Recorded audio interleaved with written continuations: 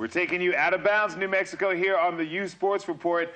It's playoff time. Not only NBA, but it's playoff time on the ice, where cool heads, fiery hearts, and great play are going to prevail.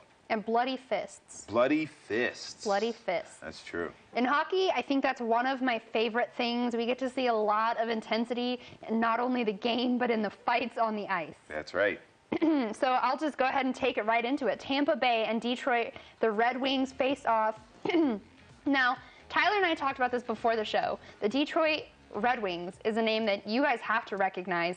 They haven't missed a playoff in 25 years now. Their last time that they missed the playoffs was in 1989, and before that they had also another long stretch of playoff appearances. So this loss 3-2 against Tampa Bay was a big loss for them and maybe detrimental to their success in the playoffs this season. I guess we'll find out. It's interesting to see Tampa Bay. They're rallying together and they're pulling together a lot of encouragement as a team. Hockey's a very, very team-based sport, and if you're not good as a team, you're probably not very good as an individual either. What do you think is the reason for Detroit's poor play this season? You know, I honestly think Detroit has gotten a little bit cocky. They haven't missed a playoff in so long. They're getting really comfortable with their team, and they're meshing really well, but I think they get really cocky. They miss a lot of simple shots, or they take some shots that there's just no way.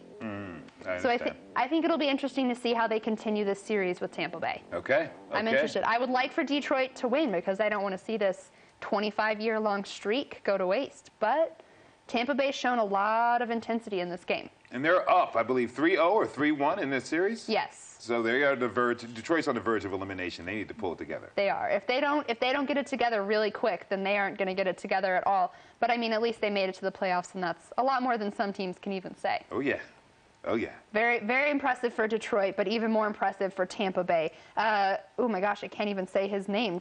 Kucherov had 2 goals for Tampa Bay. Pallet had 1 goal, and then we saw Nyquist with 1 and Helm with 1 for Detroit. Just not enough points put on the board for Detroit, and not a very strong defense either. And you get Gordie Howe back.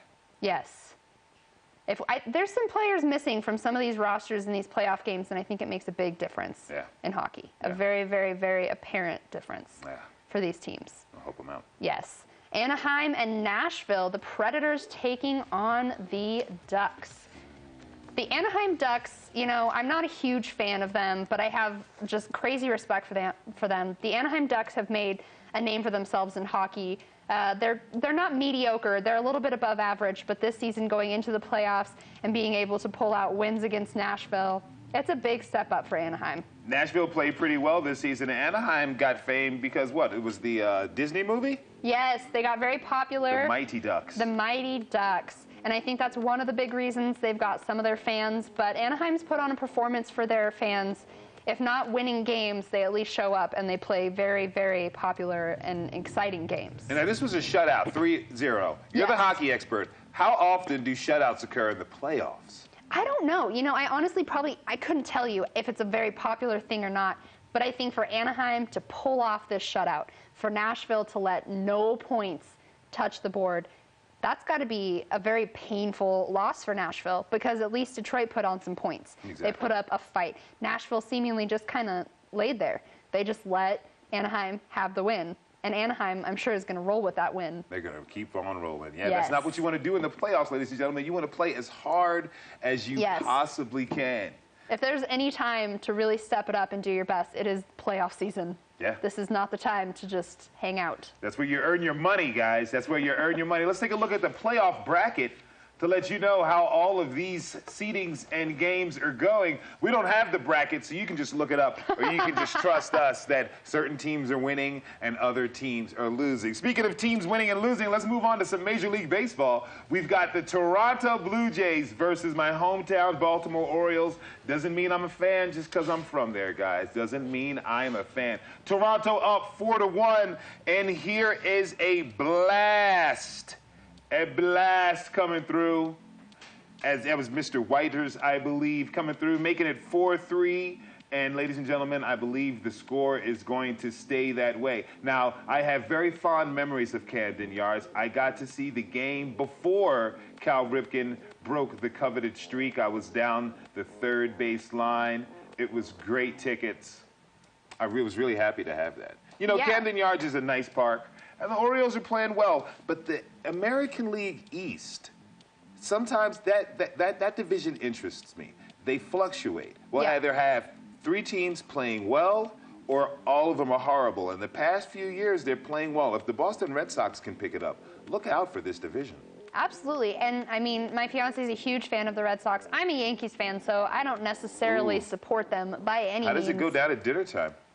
When baseball season rolls around, I've told you before, it's a difficult conversation. Like somebody's eating dinner in the kitchen, somebody else is eating dinner in the living room? Yep. All right, hey. Separate dinners. But hey, all for sports, guys. If you're a fan, you're a diehard fan, or you're not one at all, I think. That's right. That's right. It's modern relationships. That's how you have to make it work. Communicate, and you work around the sports teams.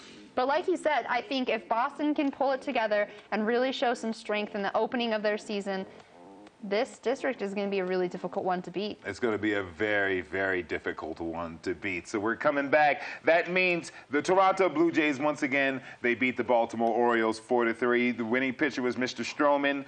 Mr. Bautista and Tulowitzki added RBIs apiece. The losing pitcher was Mr. Wright. Mr. Machado was 2 for 4, 1 RBI. And as we said, Mr. Whiters, 2 for 4 and 2 RBIs. They could not pull it off. So we're going to move on to the Detroit Tigers versus the defending World Series champion Kansas City Royals in computer blue, because blue was all over the place. That's right.